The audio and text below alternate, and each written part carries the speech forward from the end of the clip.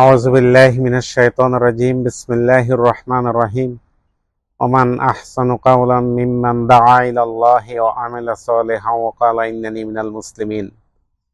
তার চেয়ে ভালো কথা কার হতে পারে যে মানুষকে আল্লাহর দিকে ডাকে এবং বলে আমি মুসলমান। আমরা দাওয়া কাজ কেন করব? দাওয়া কাজ করাটা এটা আল্লাহর অর্ডার, কোরআনিক অর্ডার। এজন্য আমরা দাওয়া কাজ করব। দাওয়া কাজ কতটুক পরিধিতে আমরা করব, কতটুক প্যারামিটারে আমরা করব।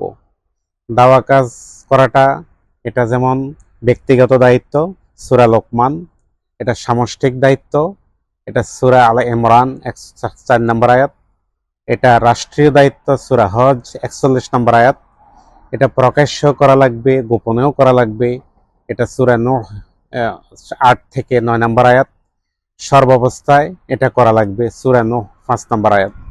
সুতরাং দাওয়া কাজ আপনি ব্যক্তিগতভাবে করা লাগবে, সামষ্টিকভাবে করা লাগবে, এবং এটা কমিউনিটি রেসপন্সিবিলিটি দাওয়া কাজ করাটা, এটা রাষ্ট্রীয় রেসপন্সিবিলিটি দাওয়া কাজ করাটা, এটা ব্যক্তিগত রেসপন্সিবিলিটি দাওয়া কাজ করাটা। সুতরাং দাওয়া কাজ এড়ানোর কোনো জো নাই।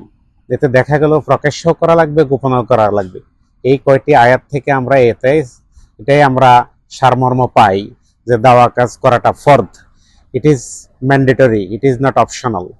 সুতরাং আল্লাহ তাআলা আমাদিগকে এই দাওয়া কাজের সাথে সর্বাবস্থায় সজ্ঞানে আল্লাহ আমাদেরকে এই কাজগুলোর সাথে জড়িত থাকার তৌফিক দান করুন।